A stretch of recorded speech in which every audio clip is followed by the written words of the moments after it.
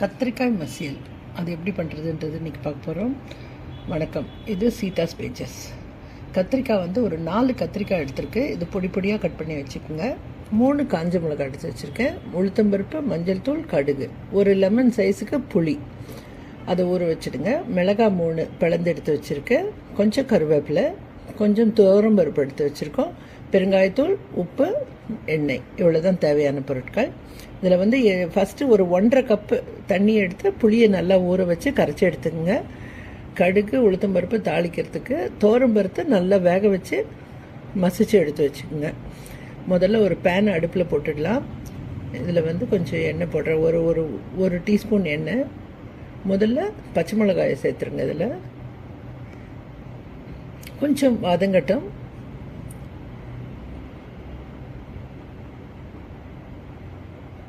இது வதங்கின உடனே நம்ம இதுக்கு மேலேயே கட் பண்ணி வச்சுருக்க கத்திரிக்காயை சேர்த்துடலாம். கத்திரிக்காய் வந்து பொதுவாக நிறைய தண்ணி உள்ள காய். அது இதுக்கு நம்ம ரொம்ப தண்ணி ஊற்றி வேக வைக்கணுன்றது கிடையாது. ஸோ இதில் ஒரு மஞ்சள் தூள் சேர்த்துடலாம். ஸோ இந்த கத்திரிக்காய்க்கான கொஞ்சமாக உப்பு சேர்த்துட்டு, இதில் இந்த தண்ணியில் வெந்துடும், இருந்தாலும் கொஞ்சமாக தெளிச்சுட்டு நம்ம மூடி விட்டுடலாம். சின்ன தீயில் வச்சுட்டு ஒரு 2 மினிட்ஸ் அப்படியே வேக விட்டுடலாம். 2 மினிட்ஸ் கழித்து நம்ம திருப்பியும் அதை மாற்றி போட்டோம்னா அடுத்த பாகமும் வெந்துடும்.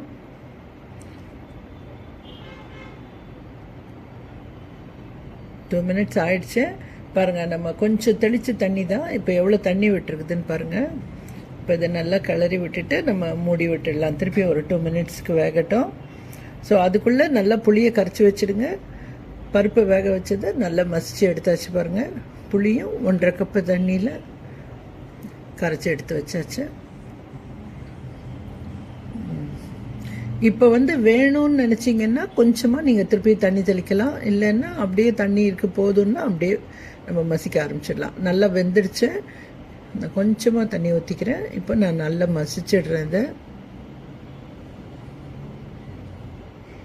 நல்லா மசிஞ்சிருச்சு. இப்போ நம்ம இதில் வந்து நம்ம வேக வச்சு மசிச்சு வச்சிருக்கிற துவரம்பருப்பை சேர்க்கணும். இது ரெண்டுத்தையும் நல்லா கலந்து விடலாம். கலந்து ஒரு கொதி வரட்டும்.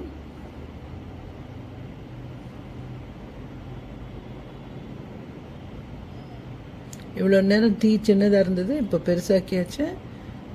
இப்போ நல்லா கலந்துடுச்சு. இப்போ இந்த புளியை சேர்த்துடலாம்.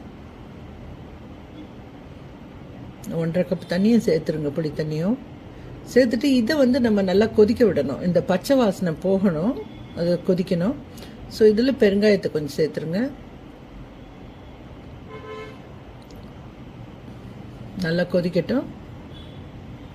கொஞ்சம் உப்பும் போட்டாச்சு. அதுக்கு தேவையான கொஞ்சமாக உப்பு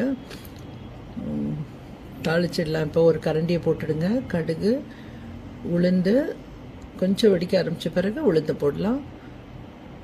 உளுந்து, மிளகாவை நான் உடச்சி வச்சுருக்கேன், அதையும் சேர்த்துடுறேன். நீங்கள் கட்டி பெருங்காயமாக இருந்தால் இப்போ கூட போடலாம், இதில் கூட போடலாம். ஸோ கருவேப்பிலையும் போட்டாச்சு. ஸோ இது கொஞ்சம் கலந்துட்டு இதில் சேர்த்துடலாம்.